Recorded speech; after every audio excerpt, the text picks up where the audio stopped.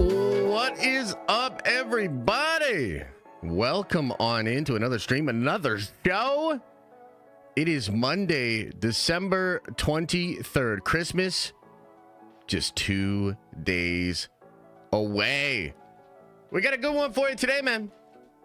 The Superman trailer got more views than the Infinity War trailer? What the hell? We got to get to the bottom of that. Is that shit real? We're going to talk about it. It also has ignited a little bit of the MCU versus DC energy, which frankly I like, and I'm glad that that's back. So we'll talk about that. We got to talk about the old What If, man. Couple episodes out of that. I watched it. Do I recommend it? We'll get into it. And then one of my favorite things to discuss, Star Wars and its continued ability to spend money wisely. Want to talk about Andor, the budget for Andor. Andor Season 2 coming out next year. Many people very excited for it. Frankly, I'm excited for it. I think it's going to be a lot better than Season 1. But $600 million? What? We're going to talk about it. It's kind of wild. It's kind of crazy. So that's what we're going to get into today. A little bit of a shorter stream today, guys. I got to get my hair cut. So we'll be wrapping this up in the afternoon a little bit earlier than maybe usual. But it should still be fun. Plenty of stuff to get into today. A lot to get into. Before we get too crazy, how you guys doing? Do you guys have any plans for the holidays? Any plans for Christmas or whatever else you celebrate? Let me know in the chat. I also just want to say too, man, I've explained this to you guys before. I've described this before, okay? But I have a couple beliefs that are a little out there. Okay, I don't know if you knew this, but I've got a couple of beliefs that are out there. Okay? And one of those beliefs is that there are interdimensional beings that do nothing but come into this reality to cause mischief, to troll us, to mess things up. And for whatever reason, they have a fascination with me. And I'm talking about this morning, getting ready for the stream, getting everything ready, writing down my notes, having a jolly day. You know, I'd describe my morning as jolly. Some might say jolly AF. And then I go to set up the stream and I can't log into Spotify for some reason. I don't know why. I don't know why. I don't understand it. We're listening to the same music but via YouTube right now. It's so whack. Normally I have my Spotify cranking in the background for the music. Obviously we had a little bit of trouble getting the stream started today. Tried to fire it up a couple of times. I put a picture in the Discord of the error message that I was given from Streamlabs. No idea what it means. And it's just, look, it's one of those things where, like, you know what's one of the weirdest things about streaming and YouTubing? Ooh, 35 people, Bianca. Damn, that's crazy. One of the things that's so crazy about streaming and doing YouTube is everything's in order. Everything's in order. You know, we got it set up. We figure stuff out. We tweak. We test. We get it the way we like it. And then you change nothing. You change nothing. It's not like I'm in here tinkering it every day. I never heard the music. If you have headphones on, you should be able to hear the music. I hear the music. Should I just crank it for you guys? Is this better? I'll finish my story like this since Trev's like, we can't hear the music and shit. Okay, so check this. So you get everything set up and you're fine and everything's good. And you change nothing. You change absolutely nothing. And then the thing just changes on its own. Then all of a sudden you have no idea what's going on. And you just can't even, it's like, what do I do even do with all this? I'm trying so hard to try to make sure that this is a good stream and good setup for everybody, and just to make sure that we have a lot of fun. I don't understand. You know, I do. It's crazy. I don't know. Is that better for you? Is that better for you, Trev? Now you hear the music. It's all well. Holy shit. So, like I was saying, I just don't understand it. You know, I don't get why these things change. It's not like I'm going in there and changing them. It's crazy. It's like you have to relearn to stream. You have to learn how to stream. Why is this better? You have to learn how to stream all over again every single time. It's crazy. It's crazy. Okay, anyway, let's see what you guys are saying in chat. Appreciate all the love, appreciate all the support. Let's see what you guys are even saying in here. Javier Mendez, thank you for the 5-spot, brother. Zach says, happy Monday, 10 months of nerd venging. I appreciate you, Josh. You are definitely the GOAT. This channel and everyone in chat has gotten me through some dark days. So thank you and much love. I appreciate it, brother. You guys get me through some dark stuff too, like when the interdimensional beings come into my computer and jack it all up for no reason whatsoever. Real funny. Rossi says, Merry Christmas and Happy Holidays to all. Joshua, your last gift is set to deliver Thursday. The first already delivered. Open together. Much love. Nerd Vengers for life. Appreciate it, man. Hey, on that note, and thank you for the rose. On that note, let me discuss the plans for the week. Okay? So we will be streaming today, obviously. A little bit of a shorter stream because I got to get my hair cut. We'll stream tomorrow. Might be a shorter stream too. I'm sure there'll be some news or something that we can figure out the stream about. Then I'm going to take Wednesday, Christmas, off. I'm going to take Thursday off. We'll be back at it on Friday. I'm not really sure what we will talk about. It might be a casual stream. Like maybe we'll do a tier list of something. We'll look at the hype of things in the future. We'll, rank things that happened this year or something like that. It'll be chill. On Friday evening at 7:30, we will have a Diamond Lounge stream. Those are a good ass time, but they're now on the Discord.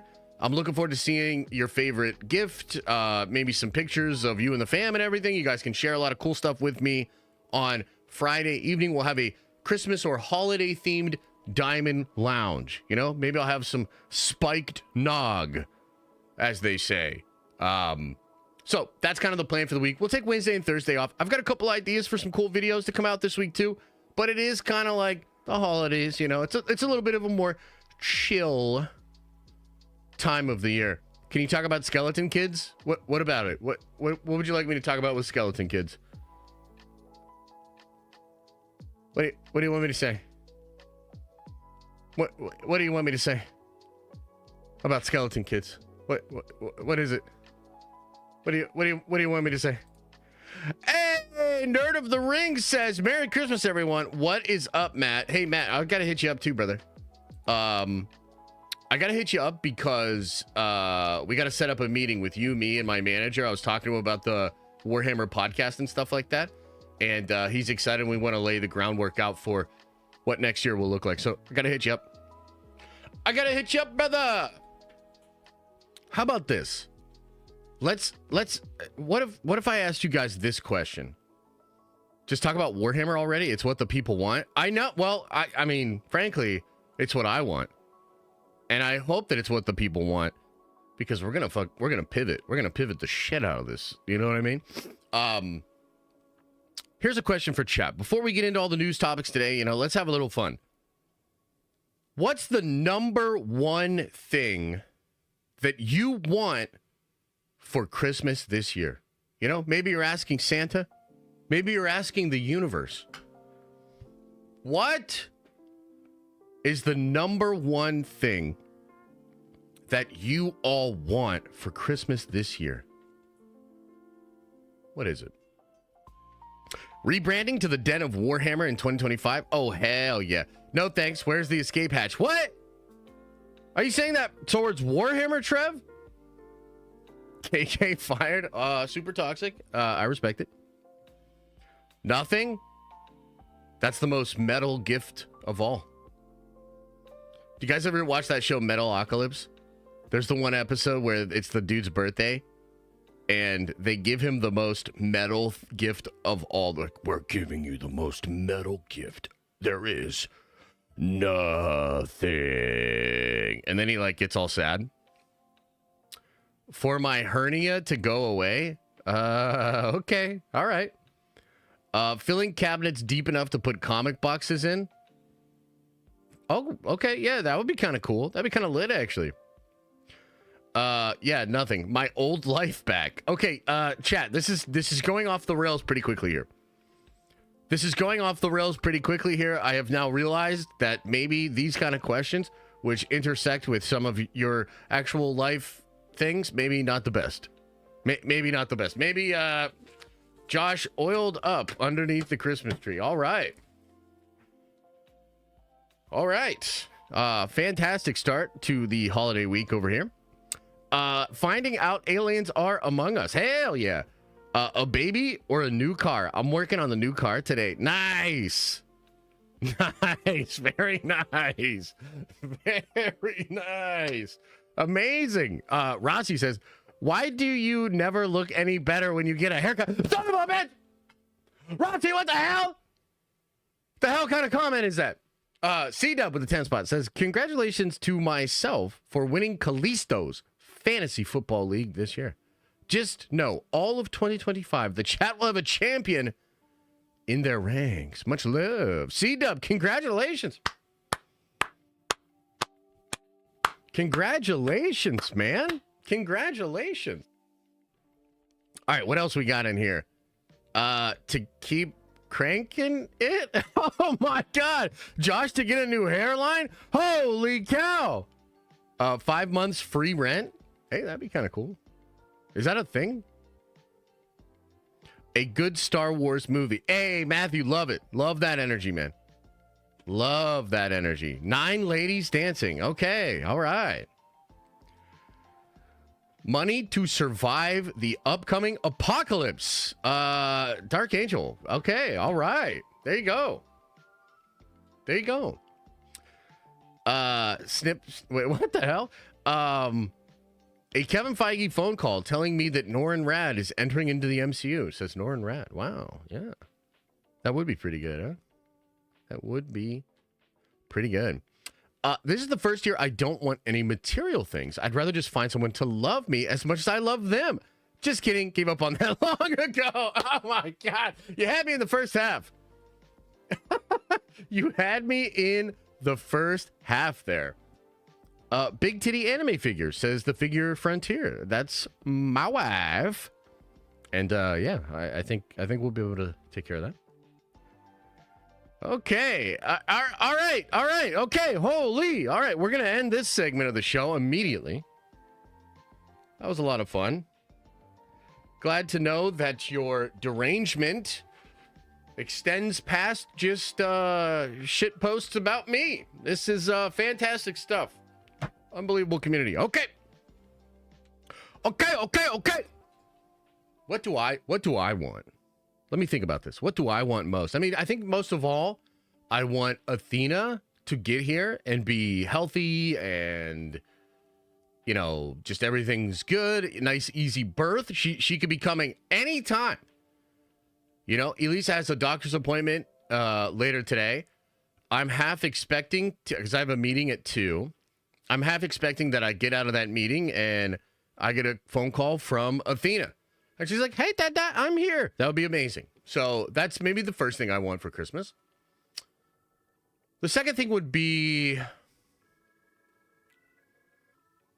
a big old leak about Cavill's Warhammer stuff. Oh! That would be nice. That would be nice. A big old leak. Maybe who he's playing, maybe more of what the first show is going to be like, the writer's room that was assembled, something. Something like that. That would be fantastic for me. Yeah, we might have a Christmas baby here. We're kind of going through the numbers and whatnot and trying to figure it out. So, we'll see what happens. Babies don't know how to use the phone. I mean, you should see how good these kids are on the phone. I'm not even kidding. Liam was playing a game on the phone earlier today. He got an 8 out of 10 star score on whatever this goofy little game was. And it was literally all him. Elisa wasn't even helping him. So you don't even know. These kids are really good with the devices. It's kind of scary. They're evolving. Rossi says, I'm wishing for Shreddy and Cool Bear to have a first kiss with a human being. 100%. Oh my God, you're putting their shit out like that? You're putting their stuff out like that, huh, Rossi? You're on one today. You are on one today, my friend. I can tell. Glad you put the baby at number 1 and Cavill and Warhammer at number 2. Priorities. Well, I noticed that my wife was watching. You know what I mean, Matt? So we had to.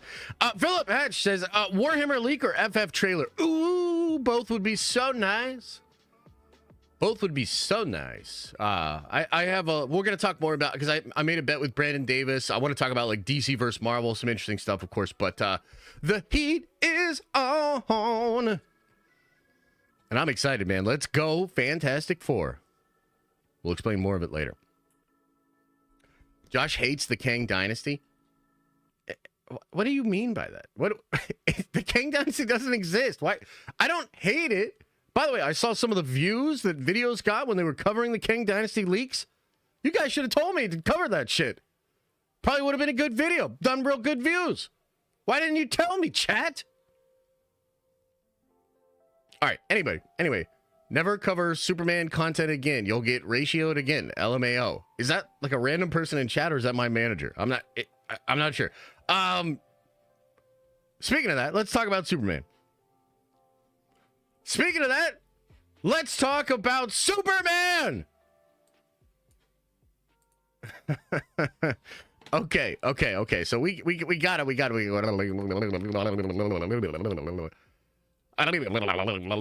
talk about this shit, man. We got to talk about this shit right here. Okay. So, last week, of course, the Superman trailer, first trailer for the movie came out. It was a big deal. I'm pretty sure nobody is denying that it was a big deal. It's a big deal, major imprint on social media. A lot of people talking about it. Certain content creators getting ratioed and getting a lot of hate because they didn't like it. Now, we speculated on Friday, what did this trailer actually accomplish? Because frankly, looking at 23 million views in 24 hours did not seem super great, right? It didn't seem like the trailer had done a ton of work out there, but also the conversation couldn't be denied. So we knew it made an impact. The question was, what kind of an impact did it make? So late on Friday, 6 o'clock, Friday night, James Gunn tweets this.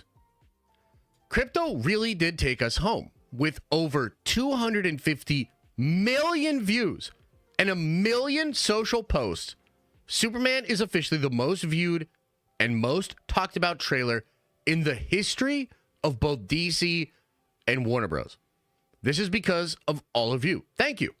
We're incredibly grateful and, most of all, excited to share this movie with you in July. Okay, so that's crazy. I mean, 250 million views. That's a lot of views. You know what I mean? It definitely had me questioning my entire path with the DCU. Thought about flipping completely. In fact, I think I made a post about this just because it was so damn shocking. Okay, but there is a question of how valid, how real is this actual number? Here, I'll pull this up here just so you guys can get a little chuckle here. This is a post with me. I literally took Guns photo here. Me when I see the Superman trailer got over 250 million views. Hello, fellow Superman fans. Just being a little cheeky. But at the end of the day, look, 250 million. That's a bold claim. That is absolutely insane. Okay, that is absolutely insane. Now, as many people pointed out, this would put the trailer at number 5 of the all-time trailer views of ever history TV movie things. Number 5, which would put it past Avengers Infinity War. Okay? But there is something a little suspicious and a little weird about this, and it has to do with the YouTube views. So I'm going to bring this up now. Don't worry. I'm going to be super fair about this because I want to steel man both sides of this thing, okay? But I did a little bit of research Saturday morning, and I put this tweet up. A lot of people watched that Superman trailer, but for context, the other films in the top viewed list had way more YouTube views in the first 24 hours. Avengers Endgame had approximately 50 million views in 24 hours. Spider-Man No Way Home, 60 million views in 24 hours. Avengers Infinity War, 50 million views in 24 hours. The Lion King in 2019, 45 million views. And The Force Awakens at 30 million in 24 hours. Okay, so that's kind of wild. Now, here's the thing. Let's be fair. Let's be absolutely fair about this situation. Multiple things can be true at the same time. I know this is a difficult thing to digest on the internet, but it's the case. Multiple things can be true at the same time. I think the first point that you absolutely just have to keep in mind is that the way we calculate views these days has become really weird. Even talking about Nielsen, Samba, Luminant, Parrot Analytics, all these different analytic companies. We just went through a thing with Agatha and Penguin where each studio was putting out numbers that then got reported in the trades. And all of that seems to be calculated in like seemingly different ways. Like it right now is maybe the most difficult time in history to get an accurate number on views, reach of not just things like a trailer via YouTube and social media, but also the shows themselves. So it's kind of like difficult. It's tricky to calculate exactly what is going on here. Okay. I do think the Superman trailer is actually ticking up pretty well. The last time I checked, I think it was at 45 million. So it's doing well. Like, you can't deny that it's doing well. But this 250 million number in the first 24 hours, it's super sus. It's comparable to a lot of things that the studios are doing, outside of Warner Brothers. Like, for instance, the Deadpool and Wolverine trailer was quoted by Disney to have like 200 million plus views in 24 hours. But they counted 130 million views of people that watched the 30-second spot during the Super Bowl. Right? And like, that's a little sus. Like, that doesn't really count. But technically, I guess by some weird metric, that's true. So all the studios, a lot of companies, even some content creators, to be honest with you, are inflating their numbers, are trying to make them look better than they can. And at the end of the day, I think it's obvious that the Superman trailer did well, but it did not do as well as maybe James Gunn is saying it did. But I also don't necessarily fault him for doing that. His job is to sell this thing. This is to promote it. And as I've talked about many times, social proof is important. Social proof matters. So Gunn is just doing what everybody else is doing, and he's doing exactly what he should be doing as the president to promote this movie. Okay? So fair play to him. But if you really want to realistically talk about these numbers, that 250 million view count, that's not real. That's not a real number. Okay? Now, the other thing that we just have to acknowledge, though, is that even in coming in at about half of the YouTube views of Infinity War, because I thought about all sorts of funny jokes. I was like, maybe DC fans just don't watch YouTube or something, you know what I mean? But that's not true. YouTube's the biggest. If you really understand these video platforms, which is something that I do for a living, so I'm really innately involved in all of this. Not all views are created equally. YouTube views are superior in every single way. So even though Infinity War had about double the YouTube views that Superman did in 24 hours, I think if we're being fair, you just have to acknowledge that Superman is probably the biggest pop for a trailer in DC's history, certainly in recent history. And Warner Brothers overall, sure, I'm not familiar enough to know how the Harry Potter trailers do and et cetera, et cetera. But I believe that this Superman trailer absolutely crushed it as far as reach and exposure, especially when you consider DC. Now, one of the things I saw other people bring this up online too to try to say that the numbers were fake.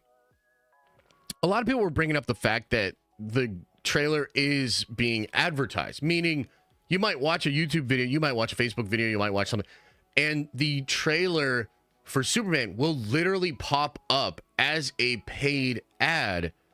You have 5 seconds to skip it, etc. And people are like, well, that means it's all bullshit. That's not fair either.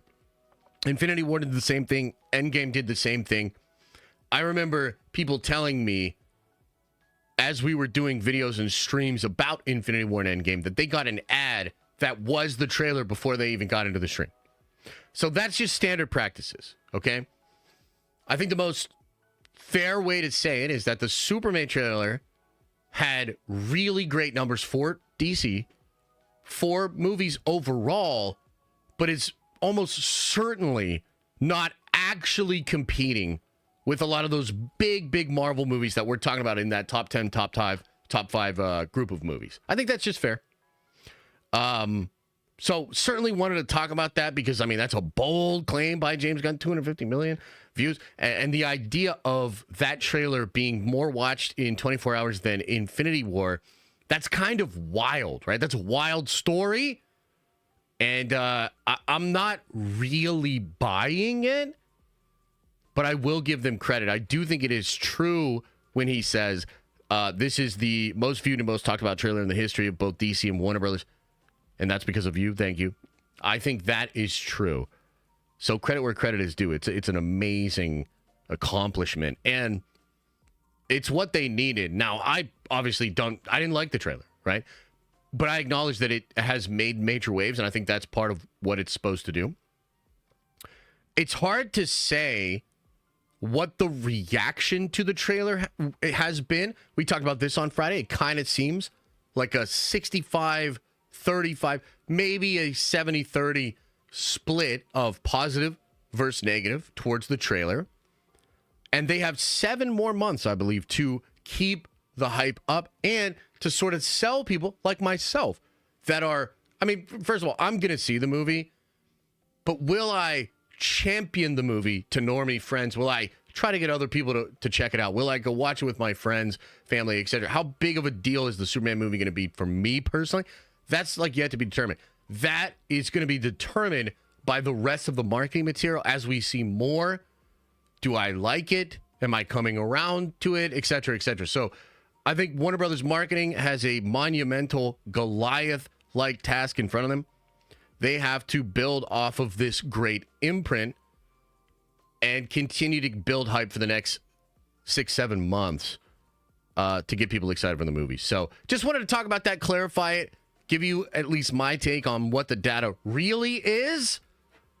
Either way, that's big, man. You know, give credit where credit is due. That is big for DC. With considering you look at their box office of the last couple of years, even the last 5-10 years, this is a big deal. So congratulations to Gunn. Congratulations to DC Studios. And I guess congratulations to DC fans as well.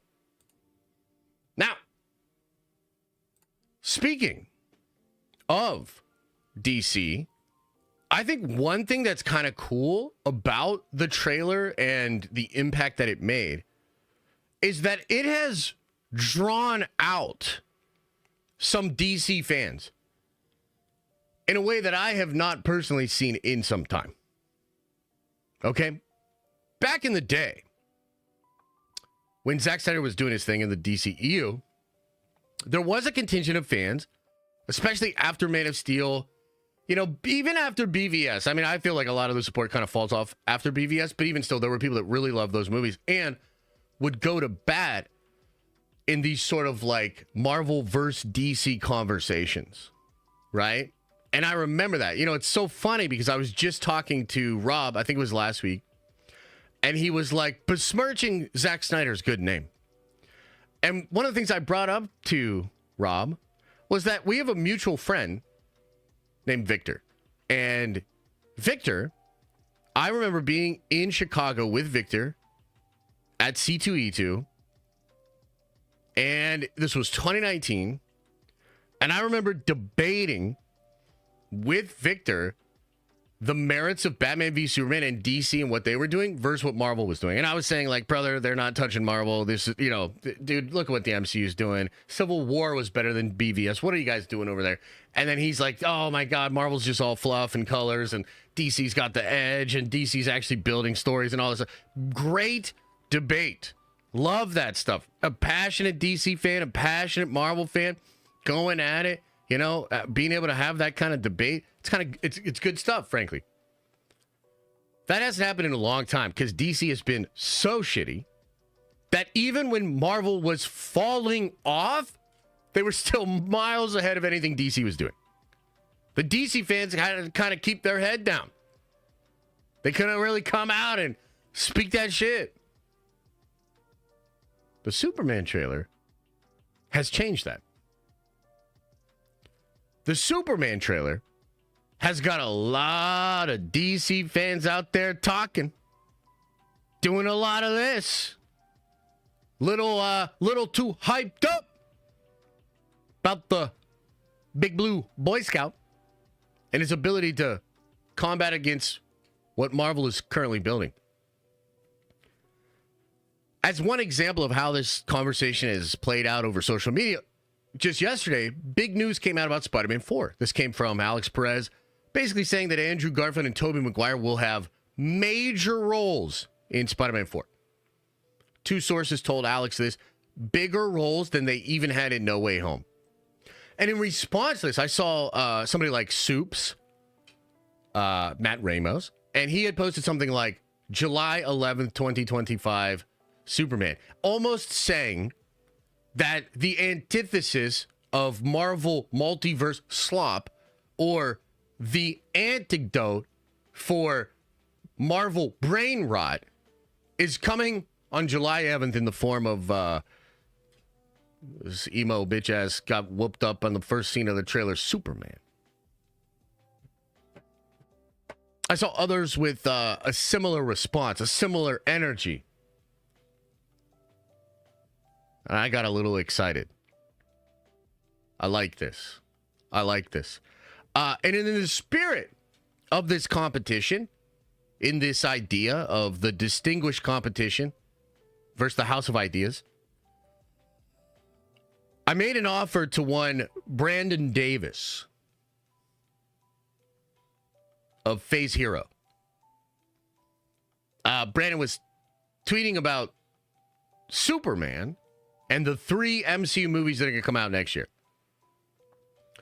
And Brandon made the claim that he thought Superman would outgross all of those Marvel movies. Now, when it comes to Captain America, Brave New 14th round of reshoots, he might have a point. When it comes to Thunder, who the fuck is this team and why do we care, Bolt? he might have a point. That's what the asterisk is for, by the way. But when it comes to Fantastic Four, my man,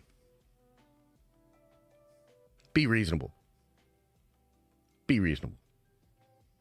Actual Galactus, Franklin Richards, Future Foundation, possible Council of Reeds, and the cherry on the top, Robert Downey Jr.'s Doctor Doom.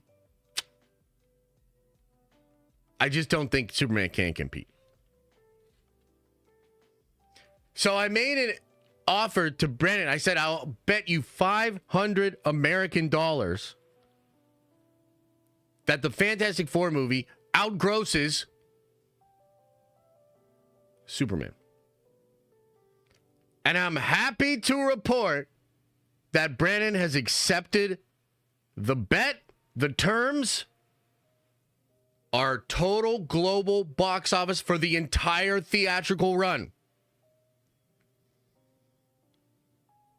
And so next July, we're going to find out. And we've got a horse in the race. We've got a dog in the fight. Now, I don't necessarily condone gambling, but it's awesome. Makes it just a little bit more fun.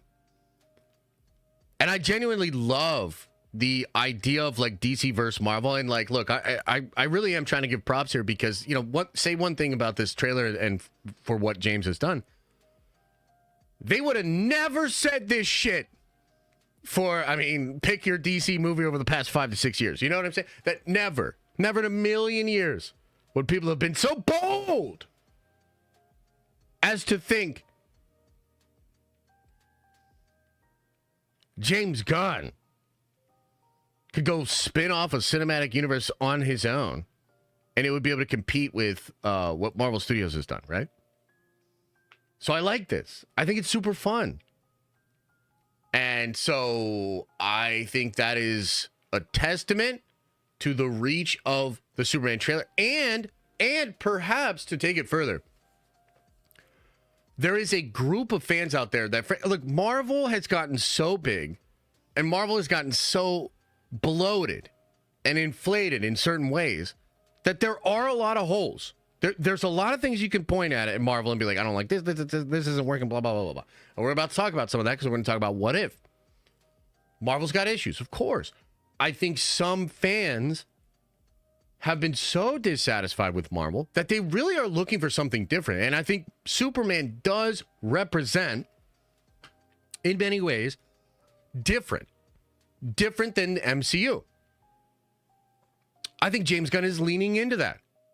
I think if you look at some of the interviews that he's been doing, some of the comments that he has been making, I think James Gunn is going at Marvel low-key. I think he has fired the first couple of shots, and I think he does think that the Titan, the dragon, the demigod that is Marvel Studios has been shown to be able to bleed. When the blood is in the water, the sharks will come. Right? We can only hope that Kevin Feige, the gangster, the guy that greenlit Civil War in response to hearing that DC was doing Batman v Superman, that guy, we can only hope that he is also showing up to play. I would love it if we got a Fantastic Four trailer sometime this week. And I would love it if it got more views than Superman. And if it looked better than Superman. Especially now that I have $500 on the line for this shit. Now, with all that said, let's talk about why I'm confident in the bet. Well, I mean, I think Fantastic Four, to be completely honest with you, is so much more insane than people realize. And I think it's going to lead into like Doomsday and all of that stuff in a way that maybe isn't super clear right now. I think at a surface level, for most people that are just looking at what Fantastic Four is, it looks like a new version of the MCU Fantastic Four. But if you follow the rumor mill, if you're sort of plugged into a lot of the stuff we've been talking about, brother, they're cooking with gas over there. Like, they have just some incredible things that I think will draw that very wide potential MCU audience.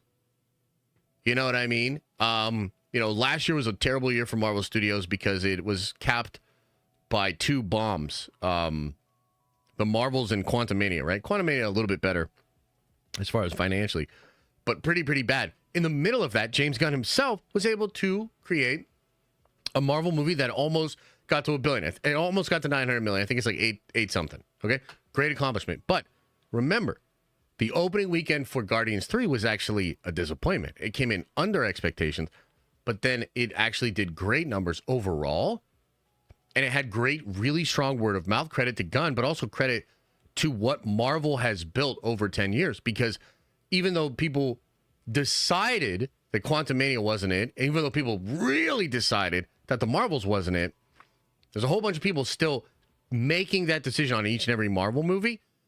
And if you give them what they want, I think they're going to say yes, and they're going to show up in big numbers. Big numbers. So that's kind of number one, is like, I think the Marvel brand overall, despite kind of having, some damage over the past couple of years, is still so strong, especially compared to DC and frankly, Superman. Like, I love Superman, but I think for a lot of normies, a lot of just regular folk, Superman's not cool. Superman's not it. So I just don't think there's the same level of draw there.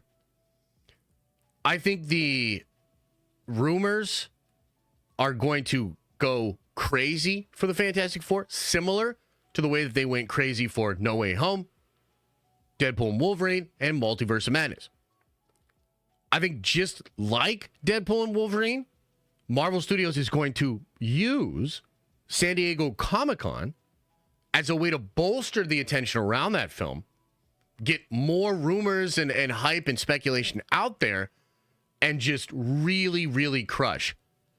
Depending on what is shared at Comic-Con, because again, this will be this Comic-Con next year, brother. Dude, clear your weekend, guys. Clear your weekend, because we got a lot of content to make that weekend. We got a lot to talk about. I think the picture of Doomsday becomes more clear at Comic-Con. I think the picture of the Battle World films becomes more clear. And I think every single thing that is set up at San Diego Comic-Con next year that will have people talking and hyped up and excited, I think every single one of those things will be set up, at least partially, in the Fantastic Four. That's the way I would do it. That's the way I think they're going to do it. It's fucking brilliant. And again, the cherry on top of all of that, is Robert Downey Jr. as Dr. Doom. The first look at Robert Downey Jr. as Dr. Doom. So I feel very comfortable with this bet. I feel like the Fantastic Four is going to outgross this thing. It might not even be close. But I will also say this. Although it's very rare, I have been wrong before. If this Superman trailer is really resonating with people, the way that people claim, then I will have a generational crash out after realizing that this movie has made more than the Fantastic Four, and I have to pay Brandon Davis $500. I will have a generational crash out. You guys always tell me, oh, shave your head, blah, blah, blah. I will rip all of my goddamn hairs out. That's not a promise. That's just a prediction. Even my chest hairs, I'll rip them out one by one. I will have a generational crash out.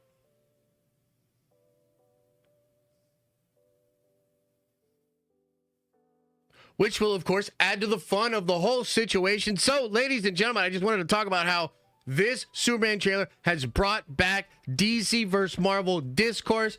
I am currently embroiled. I'm now quantumly entangled with this actual divide, with the fan fight, with the gross of these two movies, Fantastic Four versus Superman. $500 on the line. So I want to let you know about that. Okay, everybody. All right. Let me know what you think about that. Did I make a good bet? Did I make a foolish bet? You let me know. Let me know in the comment section below. All right. What do you guys think? What do you guys think? I'm sorry. I got in the zone there. I wasn't looking at chat. Josh, talk about the Snyder report of drama at DC. We can talk about that a little bit. Did I miss a bunch of really juicy chats here? Jared Loveberry, thank you for subscribing. 7 months over on Twitch. Josh, you should check out Nerdventure only on Discord. I won a big race and posted it there. You should watch the race on stream. It's 2 minutes. We should watch that. Let's watch it. Can you remind me later in the stream, though? I don't want to do it. I don't want to do it right now because we got to talk about What If. We got to talk about Andor.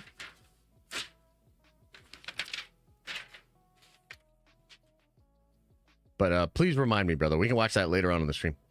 Check Twitch. That's what I'm doing right now, bro. What are you talking about? Josh, a lot of people think the Fantastic Four is lame. Fair point. But you know what I'm reminded of is Ben Mendelsohn, his comments about the Fantastic Four when he was making Secret Invasion. Have you guys ever seen this?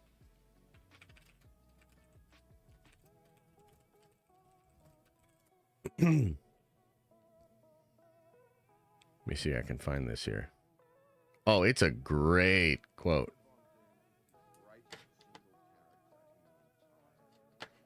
Because that is fair.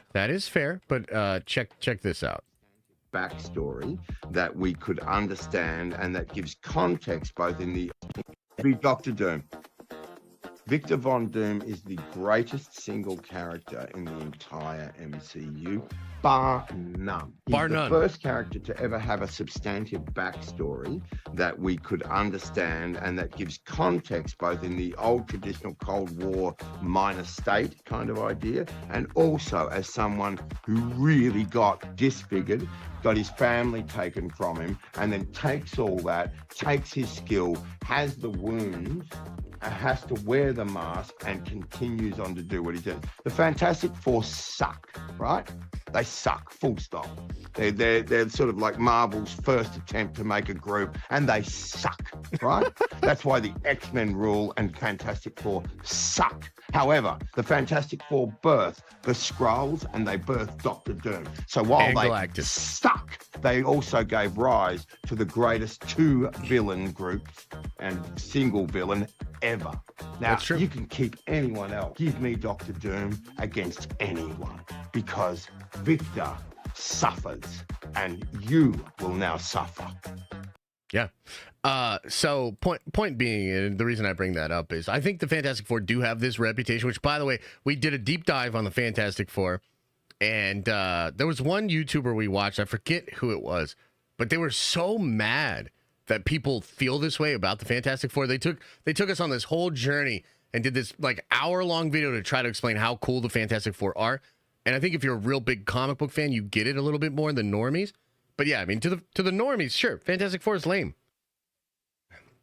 I think those movies kind of hurt them a little bit, little campiness there.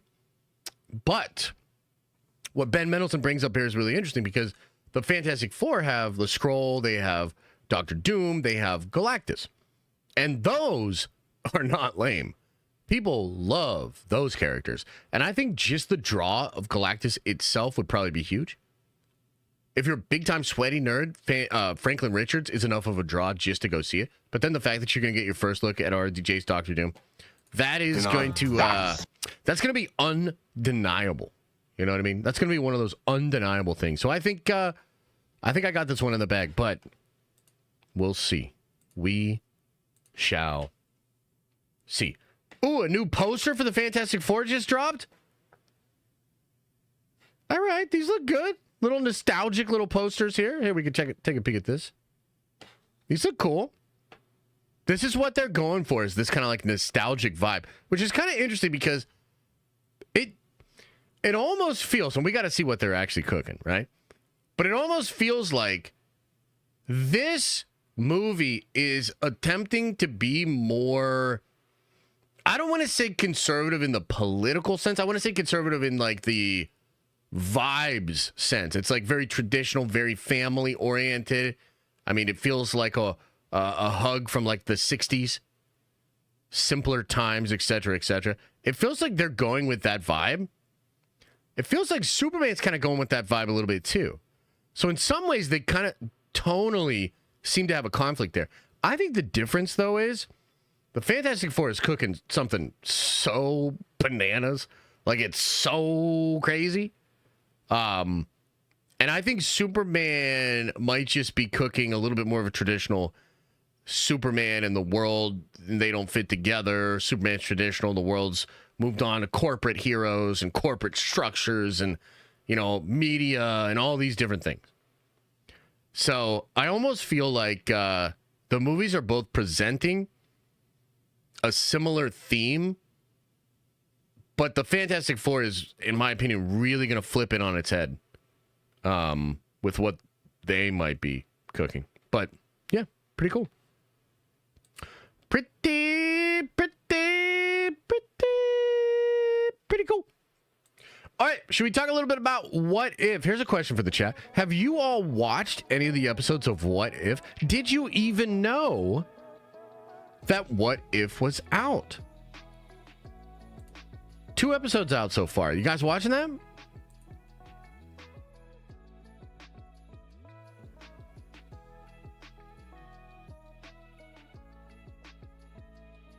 Did you watch any of it?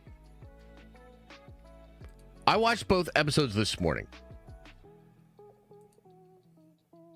I watched both episodes this morning.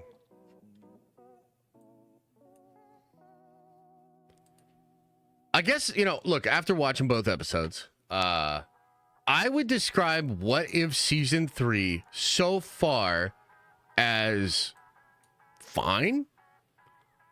It's like fine. And but I think that, you know, on the heels of that, I'm actually glad that this is the last season of this show. And I'm glad that this show is going away. I don't think this current show and the way it's designed, the way it's animated, all of that stuff, I don't think it's right for what Marvel wants to project going forward. This feels like in a lot of ways, What If to me feels like it puts some of the worst parts of Marvel on full display. And unfortunately, because it doesn't have, I think, a lot of the best parts of Marvel to sort of lift it up, it becomes a show that just fatigues even its most hardcore people. You know? And like, what do I mean by that? I think it's overly connected. Like the idea of the guy from Eternals messing with Agatha. I mean, in one way that kind of makes sense because Agatha got delayed for years. So Agatha kind of came out a little bit more recently than was originally intended. But what was Eternals, like 3 years ago? How is that cool? Like I'm sorry. Like, how is that cool that 3 years later we get a Kingo episode? And I think it shows that Marvel's insistence on wanting these things to connect and really wanting to sort of bolster its own movies and stuff rather than exploring the full possibilities of the actual multiverse. It doesn't feel good. You know what I mean? Like, it just doesn't feel good to me. It's not exciting. It's certainly not exciting enough, I think, to get me into the show. The other thing is, I feel like this is representative of a big problem that I've personally had with Marvel, especially in Phase 4. This was actually something they did even during the Infinity Saga, although I think it was more appropriate then. And this is the idea of like piecemealing stuff out and being so addicted to your own supply, essentially. What if had a mandate that every episode had to connect to another actual MCU movie or show? Like, they can't do a bunch of X-Men and whatnot because we haven't had a bunch of X-Men in the MCU. Right? Like, they can't do Spider-Verse stuff because, first of all, that's Sony, but also, like, we haven't done that in the MCU. They just want to do what if Elseworld stories of stuff that they have already do. And that charm has completely worn off for me. Like, I just don't care. Especially when you consider the past 4 years and how Marvel obviously knows they've had somewhat of a downslide, and the audience is not responding the same way that they once did. So it's a confluence of many different issues and blemishes on Marvel's brand, and then it just kind of like puts that stuff on full display. Some of the emotional beats still work just because I have such a connection to certain characters here, but a lot of it just feels flat and unearned. So, you know, I guess it's fine, right? Like, I'll continue to watch the rest of it. I would imagine, just like the other seasons, there's going to be a few that are bangers, and then a lot that just feel like fluff and whatever. Now, one thing I will say is that there are some people out there that are hinting that the later episodes of this season of What If will have an impact and maybe prove some theories that people have about, like, RDJ, Doctor Doom, and Doomsday and the multiverse. They will prove some of those theories correct. That sounds exciting. That sounds cool, and I'm going to watch them, and if there's good ideas there, I'll incorporate them into my theory crafting, etc., etc. But by and large, man, I don't think What If is it. Like, they're not really cooking, bro. They're not really pouring on the sauce. It feels so bland to me. We need some spice. We need some sauce. You know? So, I can't even necessarily recommend What If. And from what I've heard, this might be the worst season they've done so far. Just if this is coming from people that have seen the future episodes and whatnot, right? So, sort of a milquetoast, middle of the road review of the show, and I think that's just because that's really how I feel about it. I'm kind of take it or leave it. I will watch it because I always do my homework, but I can't really recommend it to other people, man. It doesn't really feel like you put this show up against something like X-Men 97. It's an embarrassing comparison. Also, doesn't necessarily bode well for the rest of these animated shows coming out from Marvel Studios. I don't know what it is exactly, but they have not really nailed that outside of X-Men 97 yet. And I will say one last thing on it. I don't want to dogpile on the show. I don't want to get too crazy, but I'll tell you this. So the first episode of What If starts off with like a show within a show. So there's a show that one of the characters is watching, and it has a completely different animation style. It's hand-drawn, looks more old school. I literally prefer that hand-drawn, animated, short thing that was just a little tease. I literally prefer that to the stiff, weird animation style that is presented in What If. Sometimes What If can look really good. Most of the time, it looks ridiculous. It's not high-quality animation. The writing is held back by Marvel mandates. It doesn't fully explore the multiverse because it just wants to bolster other MCU projects. It exposes all of Marvel's flaws, and I think that's actually bad for the brand. So, not great. Overall, when it comes to What If Season 3, it's not great. I don't know. What do you guys think? Thoughts, questions, comments, concerns? Do you disagree? Ryan's Expo, thank you for the sub over on Twitch. 2 months. Says, oh yeah, Nerdvention for life. Appreciate you, brother. The Superman trailer. Thank you for reminding me I'm not crazy, or at least I'm not on the same level of crazy as you.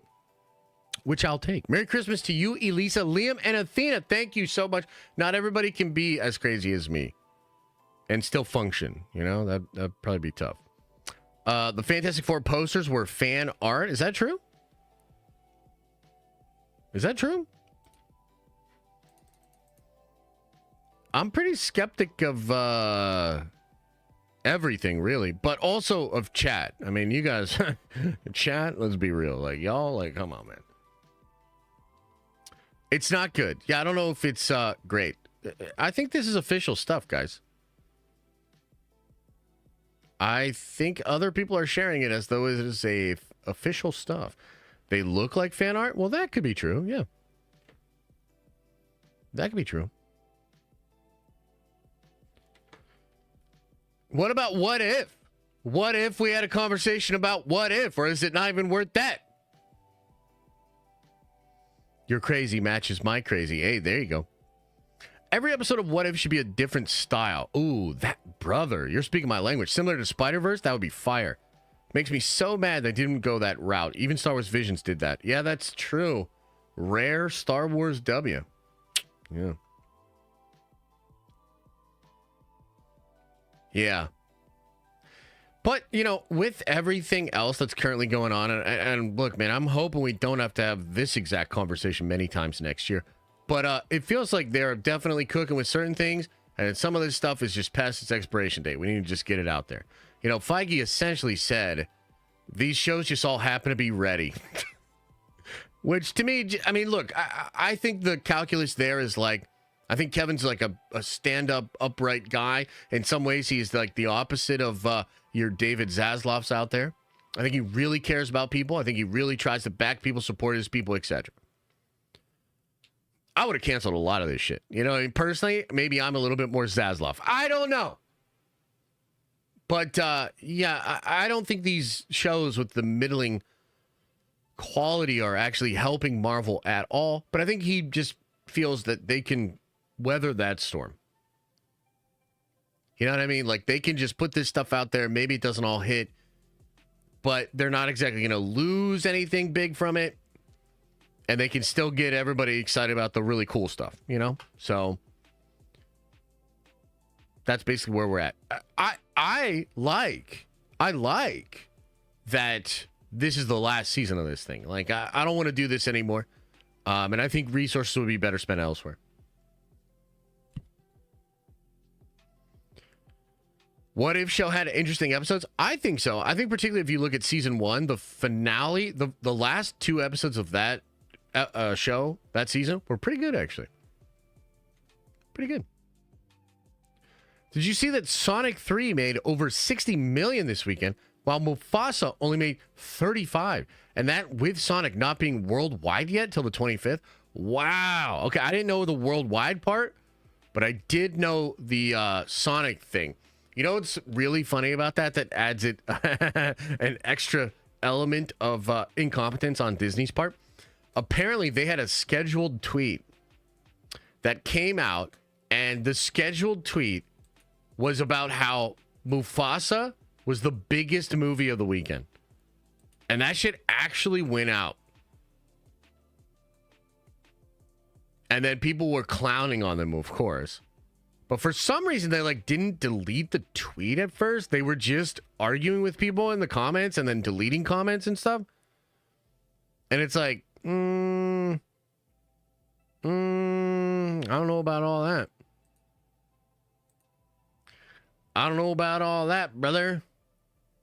But it was pretty funny. It was pretty funny to see that. But yeah, I mean, Mufasa's kind of getting destroyed by Sonic 3. Sonic, those movies are great, dude. I love the first 2 Sonic movies. I would go see the third one in theaters if, like, the baby wasn't about to pop out, right? So, yeah, that's certainly interesting. Certainly interesting. Okay, well, it looks like we don't have much else to say with regards to What If. That's all good. Let's get on to a conversation that's near and dear to my fart. Check this out, man. This is crazy to me. Disney reveals $645 million spending on Star Wars show Andor. Unbelievable. And yet it is real. This is coming from Forbes, and I'm going to just read you the first couple of paragraphs here off of the actual Forbes article, and then we'll look at some charts, and then I'm going to talk to you about Kenobi. And, yeah.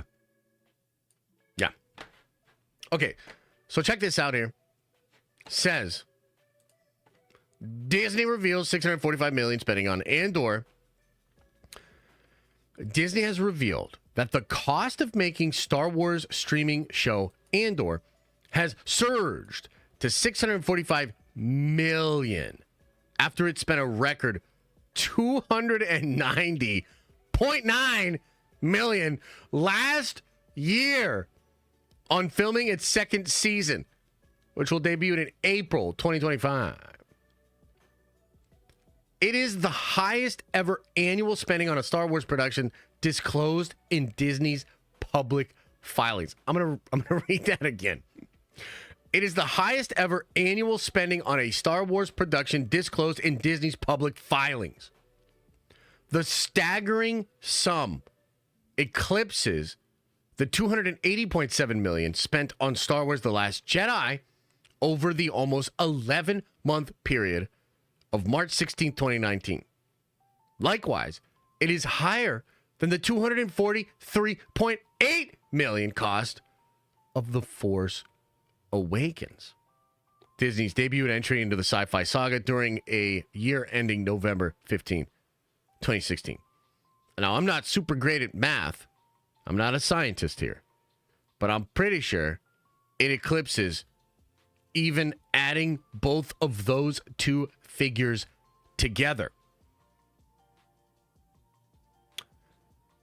Remarkably, the cost of Andor's second season is set to soar even higher, as the $290.9 million was spent during the year, November 22nd, 23, which doesn't even count all of the shoot.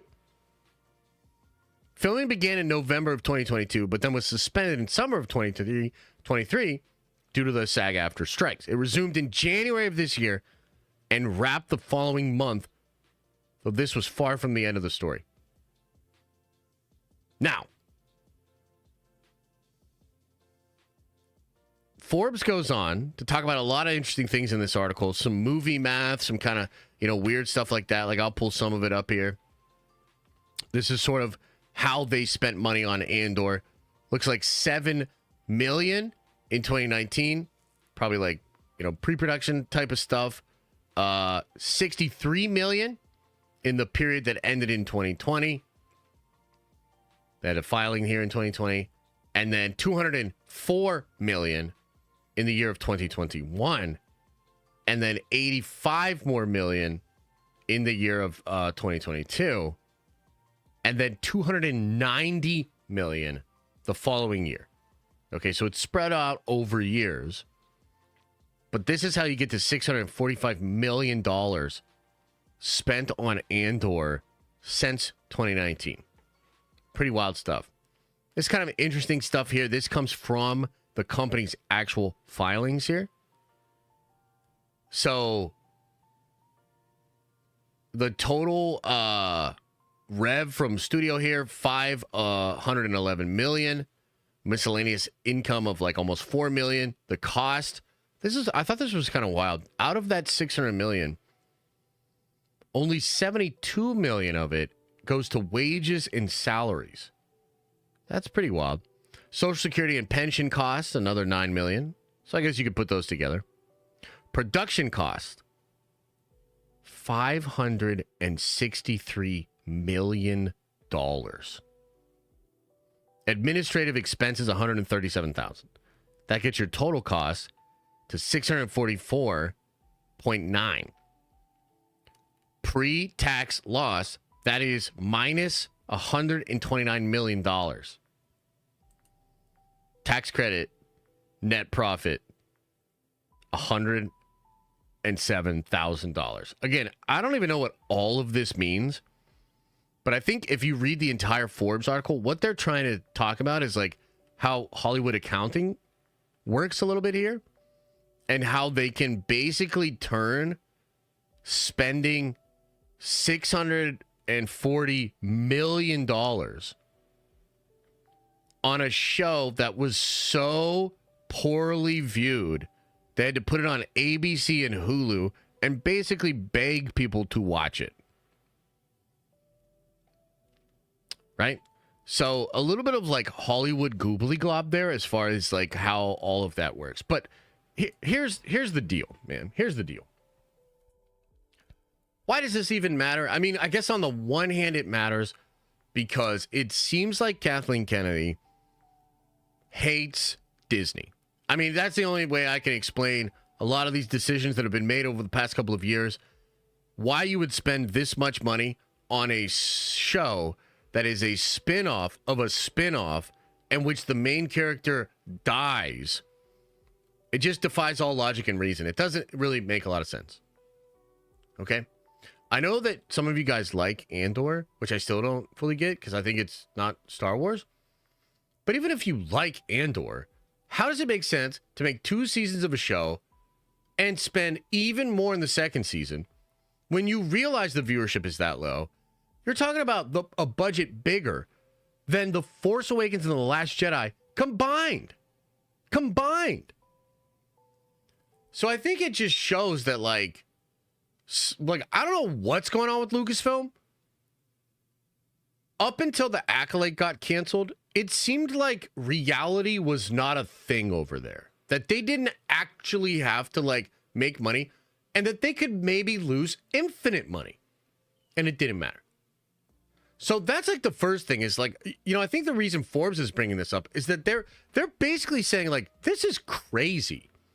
And if I was an investor in Disney, I would feel weird about this. If I was a human being dealing with financial struggles over the past couple of years, a really tough economy and inflation, I would feel weird about $640 billion being spent on 2 seasons of television for a corporation. That's pretty wild. That is pretty wild. Now, as a Star Wars fan, or a former Star Wars fan, I think the thing that bugs me the most about this is the Ewan McGregor connection. Okay, now I brought this up on Twitter earlier today, but like, guys,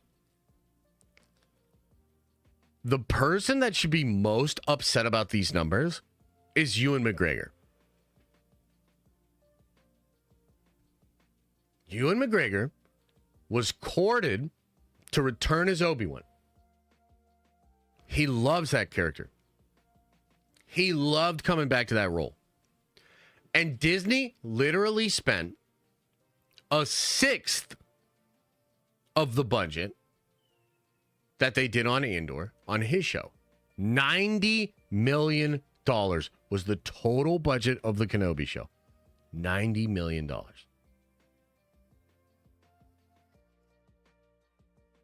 Not only that, Kenobi was ass, and it looked like shit, so it could have used more production budget, and it was seemingly actually used by Kathleen Kennedy to introduce the character of Reva to try to spin her off. That's where the real incompetence comes in. That's where my real frustration as a fan comes in. What are we doing here? The 2 most iconic characters in the whole franchise, maybe not the 2, but like Anakin is that guy. Kenobi, I think, is that guy too. And you're bringing back the 2 stars of the prequel for the first time ever. Should have been the biggest deal in the world. At minimum, it should have had double the budget it had. And if we're throwing around money like this, Disney, you're giving Tony Gilroy almost $300 million for a season for a franchise that he doesn't even fucking like.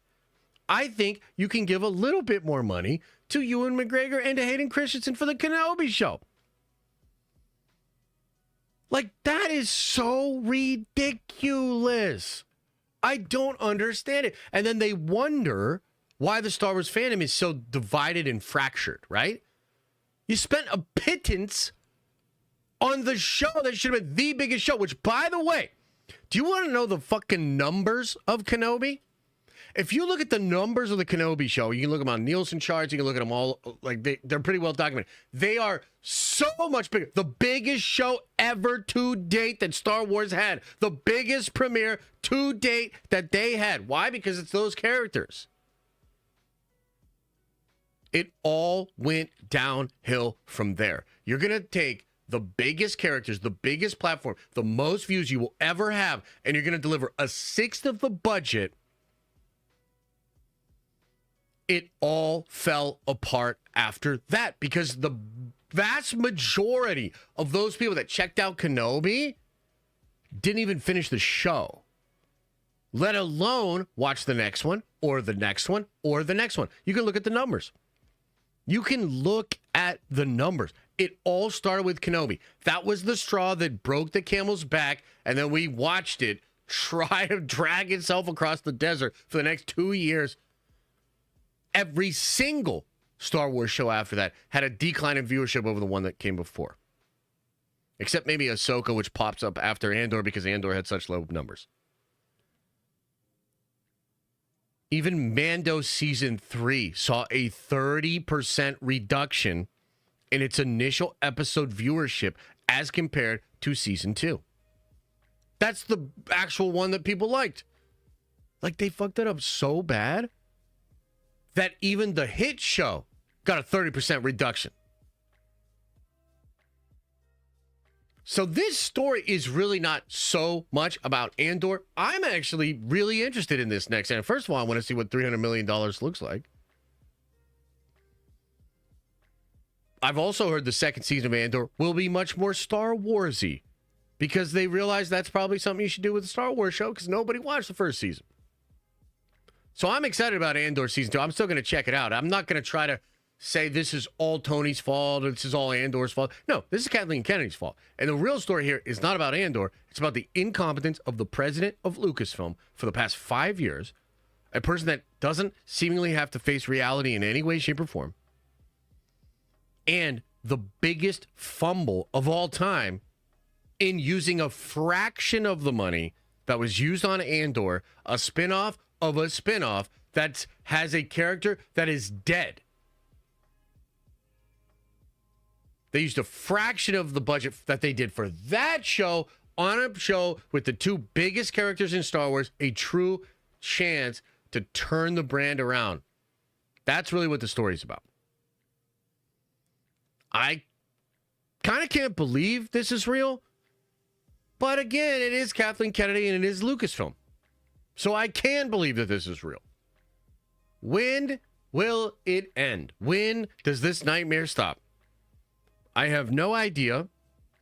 And until it does, I will continue to talk to you guys about these different stories, which amount to jump scares in the ongoing nightmare that is the current run of Star Wars.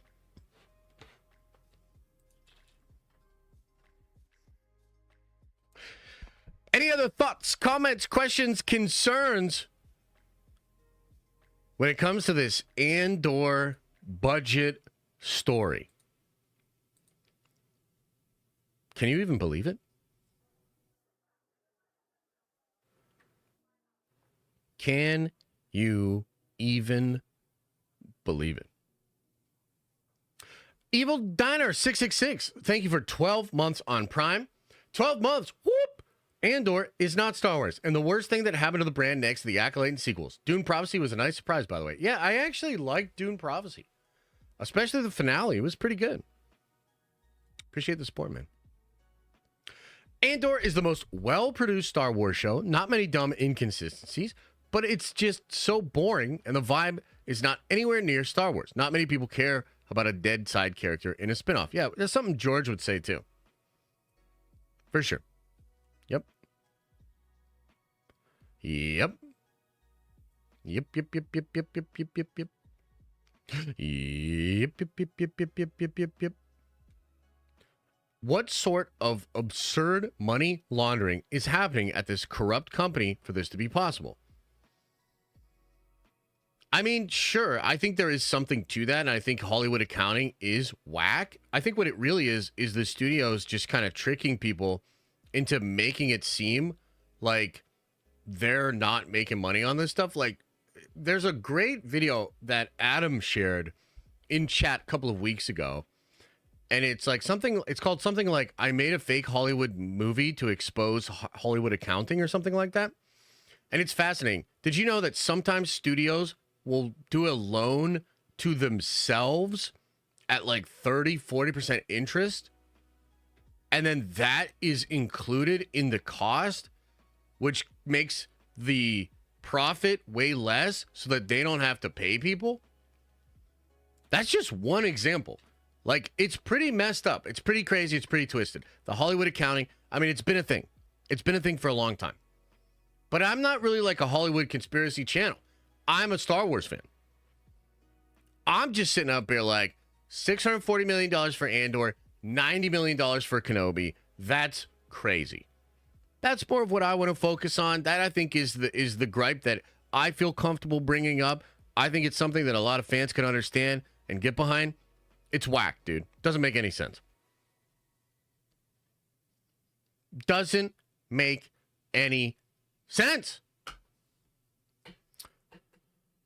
All I know is the negative zeitgeist will be strong. It's up to the show to dismay that and be quality. I have faith in the show, not the studio. You talking about Andor? Very possible. Very possible there. Very possible. They have thousands of numbers of crunchers. I don't know what that means. I don't know what that means. All right, guys, let's break out into general Q&A. I'll go over some of the chats. I'll go over some of those things. Jareth, can you send me a link to the race, brother? Or did you already put it in the Discord? Let me see. Let's check it out.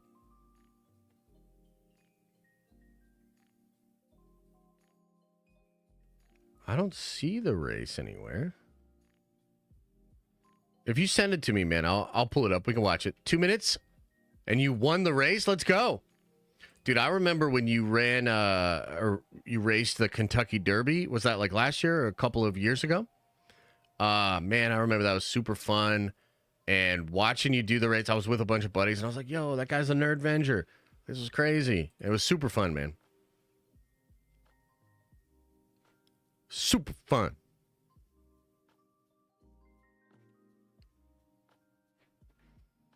Yeah. Thousands of number crunchers. Yeah, that's probably true. That's probably true. Star Wars Santa, what's up, bud? Dropping in to wish everyone a very Merry Christmas. Josh, hit me up if you ever want Santa visit with the fam. Aw, thanks, brother. Appreciate it. I don't know if we're going to get any Santa stuff going on right now this year because baby number 2's almost here. So we got to kind of just stay bunkered down and wait for that. Santa! Putting my Rap Jedi episode on hold until Lucasfilm gets their shit together? Probably a good idea. Probably a good idea. Can you talk about the Snyder DC drama? Sure. Let's talk about it a little bit. A little bit. Okay. So I think it was Thursday night. Jeff Snyder put into his newsletter that he had heard that there's some bad stuff going on behind the scenes with Superman. I believe he reported that Gunn had fired some VFX people a couple of weeks ago, and that the VFX for the movie is a big concern. The budget of the movie is already ballooned up to $300 million, according to Jeff, and the film itself is not blowing people away visually behind the scenes. Probably why certain things were cut from the trailer, like Green Lantern was supposed to flip tanks and, some stuff like that. Okay? Now, Gunn does his usual debunking the next day, and then Jeff made a follow-up article. And I think Jeff is right. Gunn in particular, I think he obviously likes to control the narrative, but I think he gets particularly interested or vicious when things actually are pretty close to the truth. So, like, for instance, my interaction with him, which, like, all is fair in love and war on the internet, and I was talking some shit, so I don't think it's, like, necessarily punching down for him to come at me super hard, because it's like the rules of the Wild West of the internet, right? But the fact remains, that I think the reason he went so hard is because he was about to fire Henry Cavill. I knew it. He knew it. A lot of other people knew it. And so he was irritated that I was like, brother, 2 other people just told me, like, you're going to fire this motherfucker, you know?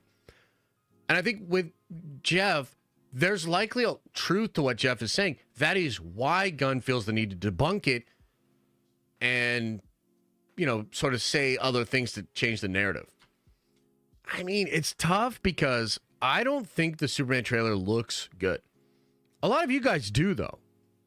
Right? So I can't sit up here and say, like, it doesn't look good, definitively. I don't think it looks good, but a lot of people think it looks fine or great even. So there's truth in what Jeff is saying. I'm certain of that. How much truth? I'm not really sure. And as Jeff pointed out, every movie is a mess behind the scenes. There's very few films that go by completely smooth and they're all great and it's all gravy. Right? So, like, you could almost say every single movie is a mess before it comes together and it gets figured out. Right? So that's sort of my take on it. I didn't really report on the rumor or wasn't going to even talk about it today, but you guys wanted me to talk about it. Because I think it's kind of a nothing burger, but I will be watching pretty closely to see how the visual effects look for Superman in like the next trailer and, you know, the rest of the stuff they do for sure. For sure. The color grading is not my favorite, though. I mean, it's pretty bad in my opinion. But, you know, to be fair, Deadpool and Wolverine's colors look pretty whack for most of its promotional run.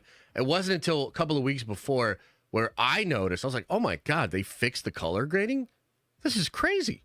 You know, so maybe we'll see something like that with Superman. Can you talk about the Games Workshop Amazon rights? I don't know the full details. All I can say is that I do think Amazon and Games Workshop are considering a big collaboration. I think Amazon has a lot of control in this situation, but I think the 2-year negotiating period was essentially so that Games Workshop felt comfortable that Amazon would do the right thing, even with their asserted control. So I can't give you like a very thorough answer on it, but I think that Amazon does have a lot of control. I also think that, look, Games Workshop on its own is an incredibly profitable company. Like they're doing really good, but it's kind of small scale compared to like Amazon. But I think Amazon has stuff that could actually help Games Workshop quite a bit. One of the problems with Games Workshop is distribution. They're often out of models. Their runs are not great. Old stuff is out of print. All sorts of stuff like that.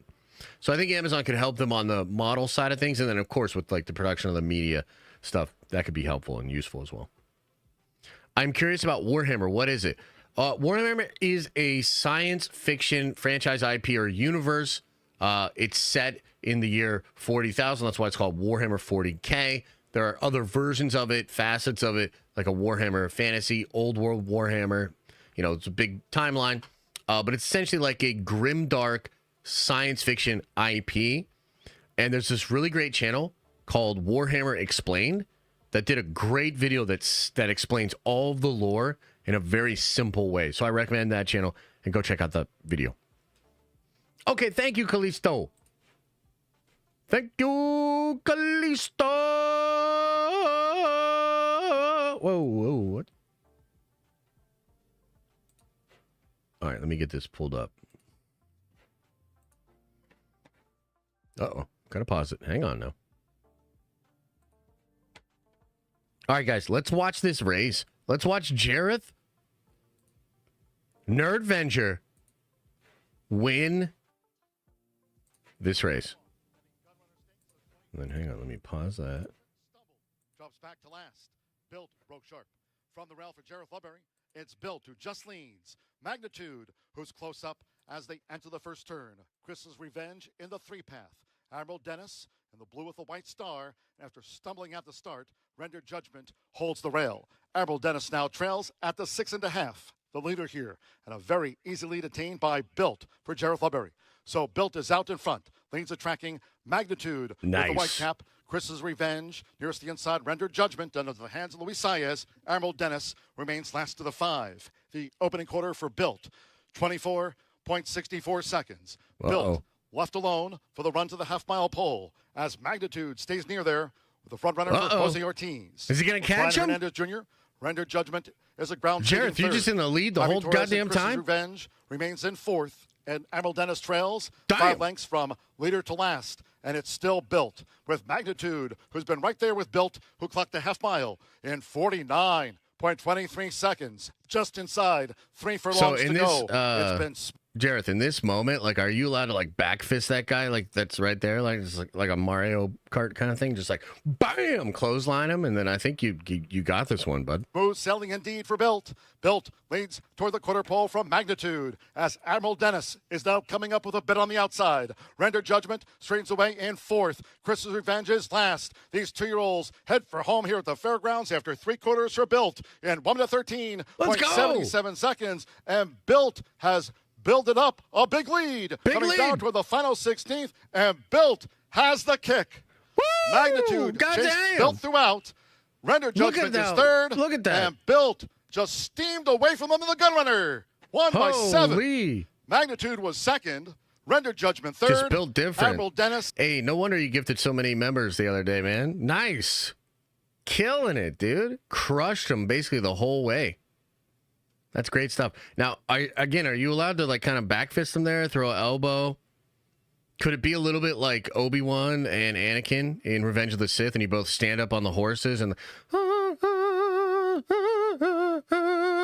then you guys use those sticks to kind of fight? Because look, I think the race is great. I think it's really entertaining. I'm just trying to be creative. I'm just trying to be creative with ideas here. You know, I just want to, because I would, you know, maybe turn it up a little. You know. Hell yeah. Good job, brother. Well done, sir. Well done.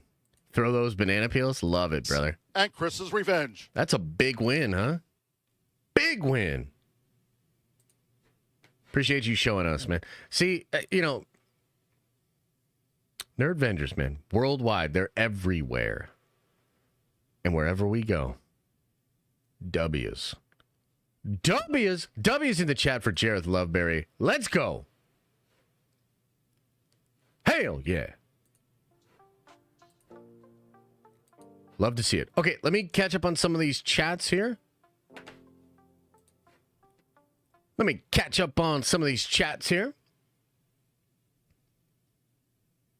Let's see here.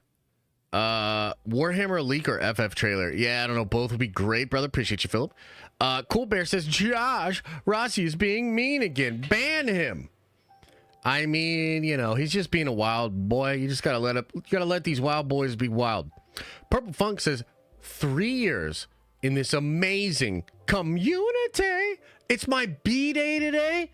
Hopefully, baby Athena won't be an Xmas baby too and suffer the combined gifts. LOL. Ranch Vengers. Hey, happy birthday, Purple Funk. 3 years of support. Can we get some happy birthday wishes into the chat for Purple Funk? That'd be fantastic, man. Appreciate the love. Happy birthday. John says, almost to 4 years of nerd venging. Happy holidays to all you nerd vengers. Nerd vengers for life. Appreciate you, brother. Appreciate you, man. 4 years. That, I mean, dang, that's like kind of wild, right? That's kind of wild. Kuleha. Welcome back to the Nerd Vengers, brother. Appreciate you. Noah says with a 10 spot, Merry Christmas. Sorry for always trolling, but for real, thanks for the show.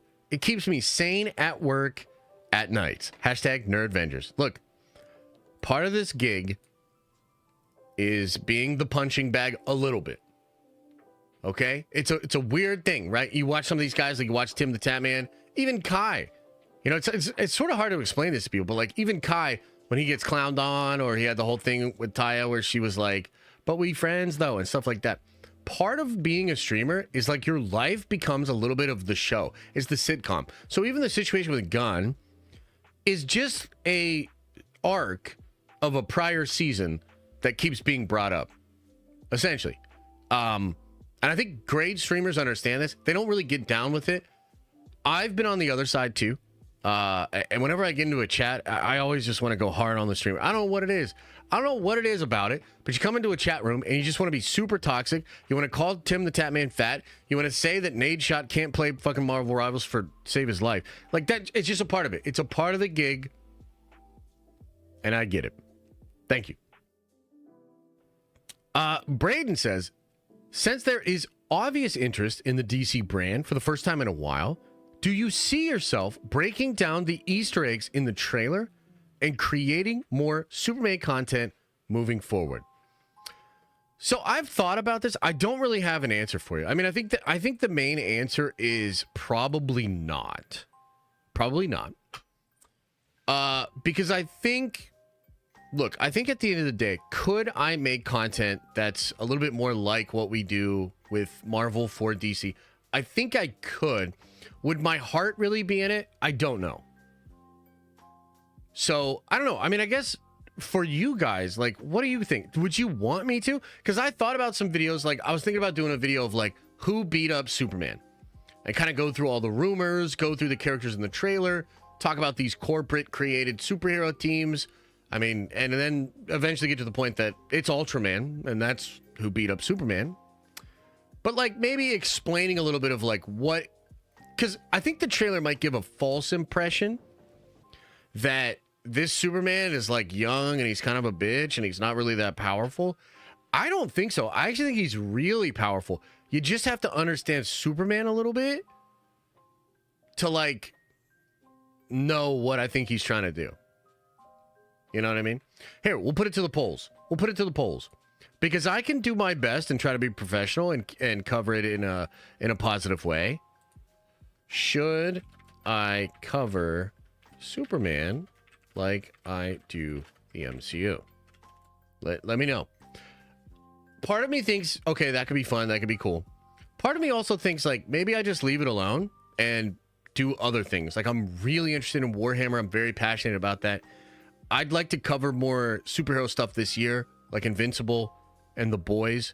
So I've thought a little bit more about that, too. Like, maybe I just do other things.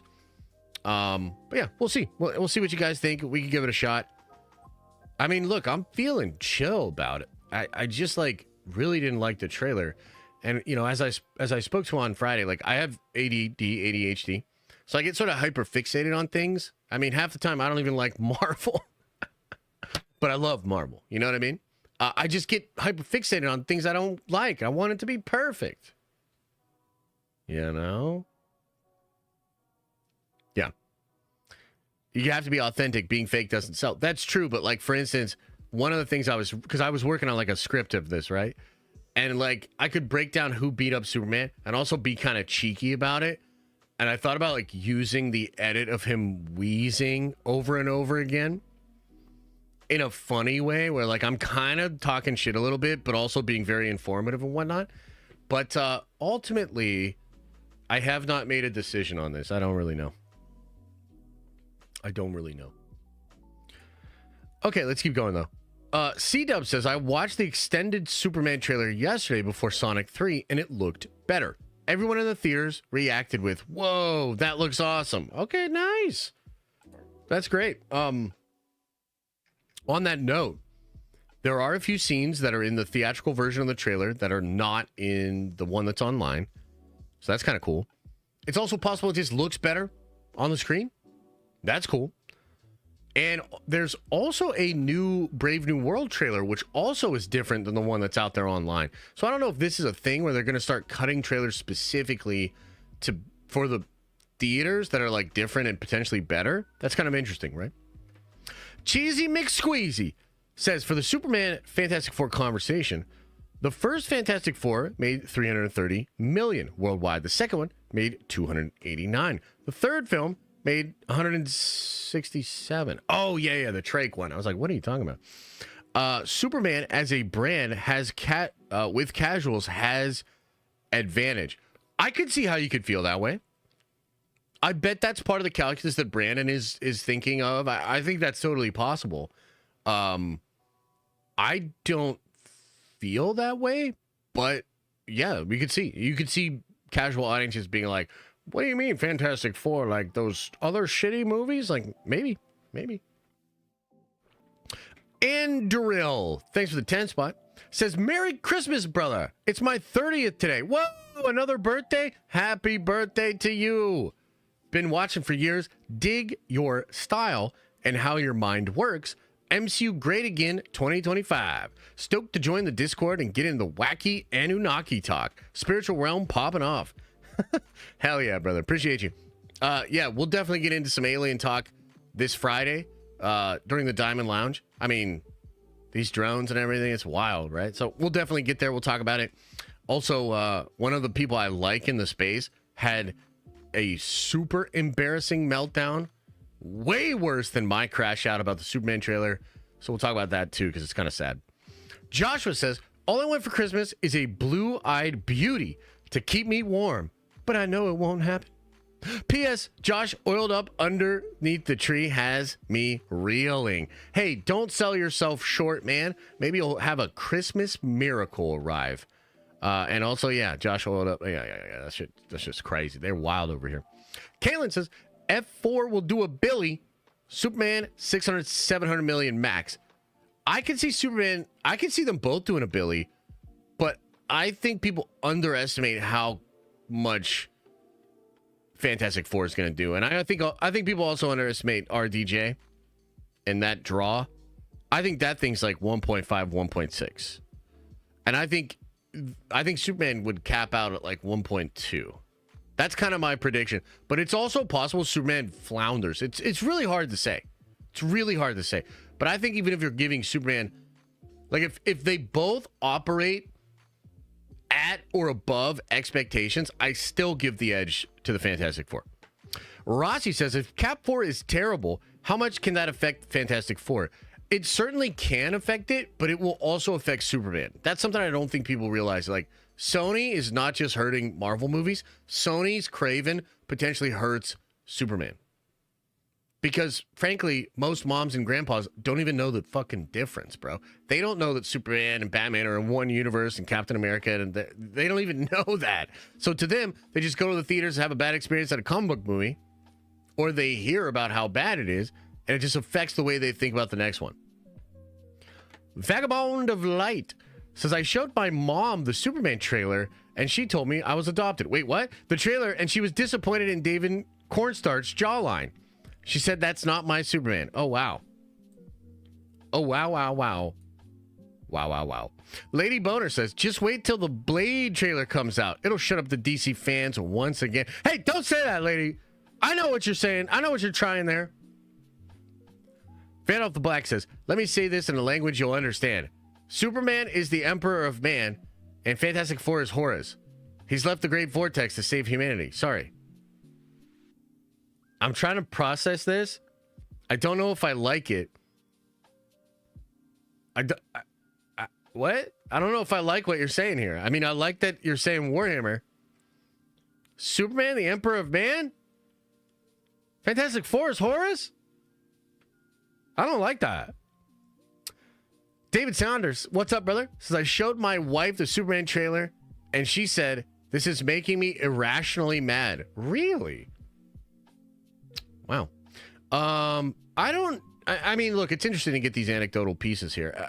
One of the things that I thought about the trailer was I was like, I feel like this shit's just cheesy. And I feel like a lot of people it's just going to hit them as cheesy. We'll see. Callisto, again, thank you for the 10 spot. Always so generous. Kaylin says with a 5 spot here, showed my mom the Superman trailer and she loved it. She was also a fan of Superman and Lois. The emotional tone is growing on people. You see, it's kind of interesting. We're getting both sides of this. Really hard to say how this is going to work out. Appreciate you, though, brother. Leonard. Merry Christmas, Josh. Hope all is well and good luck to you and Lisa. Christmas baby. Congrats. Hey, appreciate it, man. Thank you. On that note, too, it's possible that we will not have a stream tomorrow if baby decides to show up tonight. That's kind of what we're thinking. Not really sure. Keep an eye on it. If baby shows up, yeah, obviously no stream tomorrow. And in that case, we would just be back on Friday. But either way, I should have some videos out for you guys this week. And we'll keep kicking it. The plan is to stream tomorrow and then stream Friday, regular time at 11, and do a Diamond Lounge that evening. So that's kind of what we're working with here. Can you do a Spidey 4 video with the Black Cat rumors of Anna Taylor-Joy? Yeah, I'm working on a Spider-Man video. I'm actually working on a video that goes over every single rumor and how they fit together. Because I think at this point, the rumors are so goddamn ridiculous and they're all over the place that we need to like break down all of them and explain why they're crazy, how they could work together, which ones are more likely than the other ones. So I've been working on that. It's just, that's a big video, right? So I'm almost ready to finish the script and then maybe record that. Maybe that'll come out tomorrow. Am I going to stream on Christmas? Hell nah. Hell nah. Which DC characters do you want James Gunn to make a show or movie of?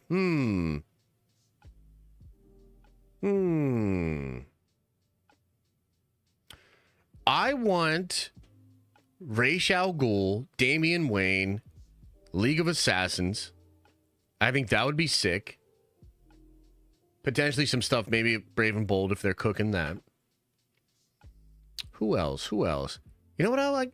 Azrael. Azrael, Batman, and just Azrael and like the Suit of Sorrows. That concept's really cool. Who else? Who else? Who else?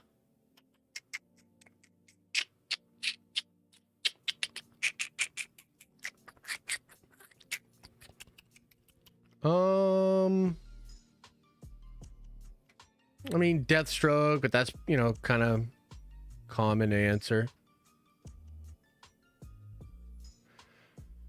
I will say, too, that I just wish that Paradise Lost was still a thing. The Game of Thrones version of the Amazons, that seems pretty cool. That would be really fun. Joshua says, all I see with Superman trailer is fans are still divided. That's true, and I think that's fair. But also, I think this thing made a splash. Like, it definitely made a splash. Got to give credit where credit's due. I just want to witness the crash out. Oh, it'll be legendary. Yeah, it'll be pretty legendary. Maybe just a Discord Christmas message. Oh, yeah, I'll be active on the Discord. I'll be active on Twitter. I'm just not going to be on camera because I'm going to be stuffing my face with Christmas cookies, man. And then I gotta get back in the gym and burn it all off. I'm going to get so fat this week. It's going to be crazy.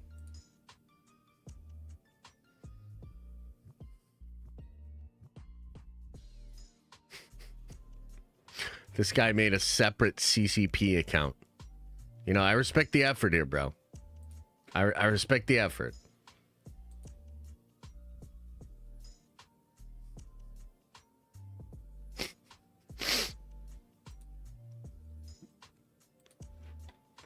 Not gonna read your message, but I do respect the effort. And then a double chin's a brother. I'll have like a quadruple chin after this week.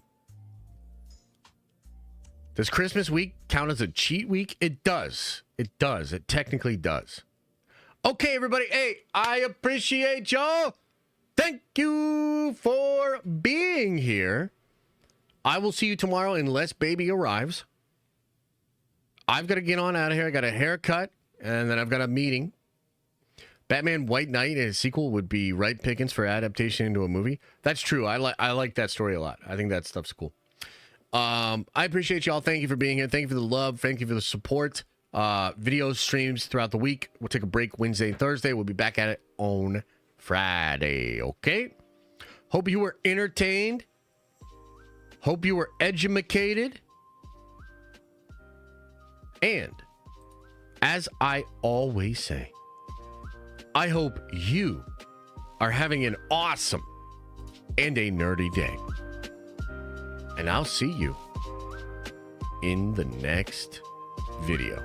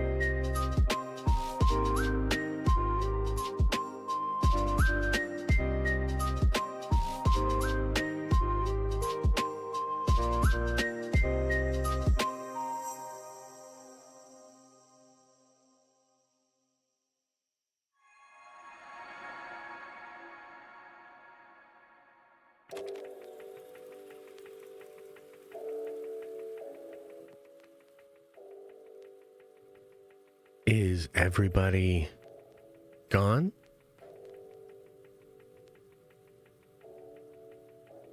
Did everybody leave?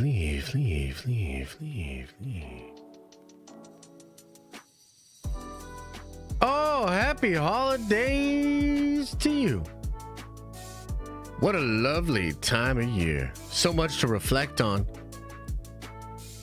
I still feel like it's a new year and it's a new me, but I guess we could just carry that into next year. Here, real quick, chat, before we get out of here, just for those of you hanging out, you think I'm on the nice list or the naughty list? Which one? Let me know in the chat. Have I been nice? Or have I been naughty? Also, can't believe Jeff Snyder spoiled that Supergirl's going to be in the Superman movie and that cameo. I mean, I bet people are going to want to not know about that. I'm definitely not going to tell anybody.